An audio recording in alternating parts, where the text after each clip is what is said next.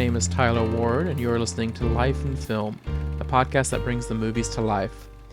I was watching MTV the other day because I'm one of the few people that still pays for cable for some reason, and they were playing all day. They were playing these films. I don't know. I don't know if they were like marketing towards like a gay millennial youth audience, but they were playing these films that all came out around the mid to late 2000s that really kind of spoke to a gay adolescent audience. The first film that I watched was Mean Girls, which was one of the defining films of my adolescence as a closeted gay youth, and I know that many other people feel the same way. And then they also played Easy A, which was one of my fiance's favorite films of that time, and he actually introduced me to that film after we had gotten together. Both Mean Girls and Easy A are perfectly capable coming-of-age films. I do think that there's some parts of each that haven't aged perfectly, but for what they are, they're perfectly average coming-of-age films. But as I was watching these films, I couldn't help but think about how coming of age films have evolved over the past few decades, and really how they've evolved just in the last 5 to 10 years. Coming of age is probably my favorite subgenre of film because I had what could only be described as an unconventional childhood.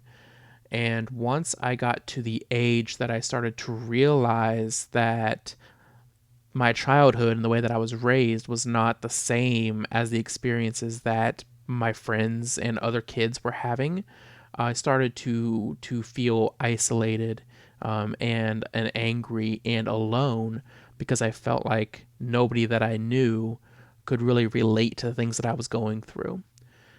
It was around this time, though, that I started seeing films made by people who had experienced these things, or at least people who could imagine what it was like to experience these things. And through these films, I came to realize that there are people out there who also had unconventional childhoods and that experienced the same kind of things that I did. With that being said, there has been a trend over the past few decades in American coming of age films, particularly those made by the major studios, to be centered around upper class suburban white kids and their suburban white kid problems.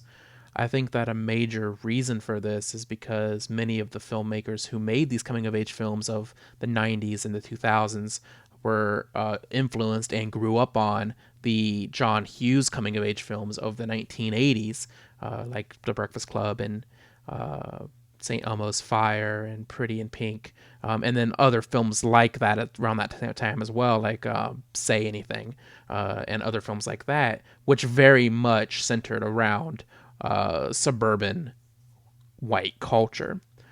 I think another reason for this is because up until recent years, it was, of course, mostly suburban white kids who had the opportunity to go to film school and grow up and make films. Now, it goes without saying, of course, that there are certain themes of growing up that are more or less universal and that transcend things like race and sexuality and economic status. But one thing that I found myself struggling with when watching coming of age films of earlier years is that as somebody who grew up as a lower to lower middle class closeted gay kid, I sometimes find it hard to care about the problems faced by the kids in these films, even on an empathetic level. And I found that Mean Girls and Easy A are no exceptions to this trend. Now, it is true that they both center around girls, which does help to set them apart from the coming of age films of maybe the 80s and the early 90s, and they do also each feature a gay character, albeit a token gay character, and gay themes aren't really explored that much in either film.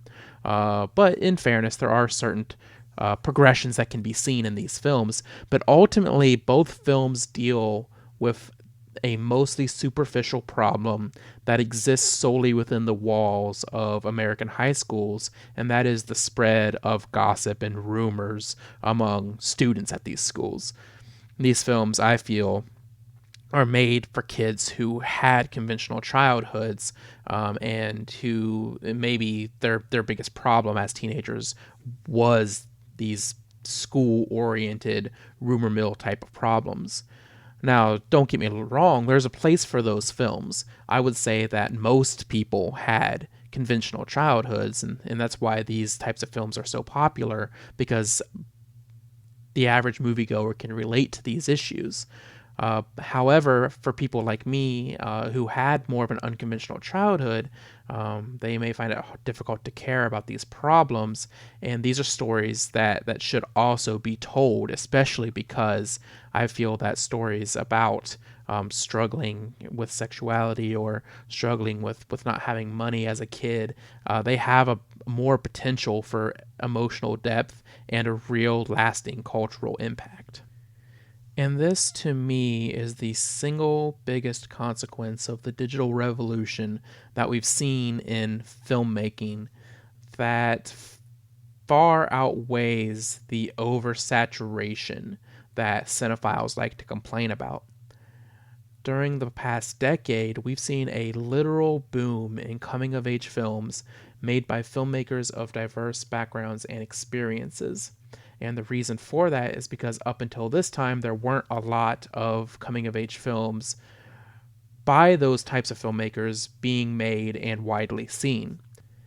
And just to give you an idea of the types of films that I'm talking about, in the past few years, we've seen a huge number of coming age films centered around girls that don't revolve around themes of high school drama or physical appearance or straight sexuality. Films like The Edge of 17 and Ladybird and Eighth Grade and Booksmart. We've seen LGBT coming of age films, Call Me By Your Name, Moonlight, Love, Simon, The Miseducation of Cameron Post. We've seen films that center around lower class families, many of which deal with abusive households, like Mid 90s and Honey Boy and Big Time Adolescence and The Florida Project. And then we've also seen films centered around black youth and the issues that they face as well, like The Hate You Give and Waves and Dope, and Jezebel. And this isn't a trend that we're going to see come to an end anytime soon. Just this past year in 2020, we saw some incredible coming of age films gain a large amount of recognition, namely Minari and Never Rarely, Sometimes Always, and Miss Juneteenth, and The Half of It.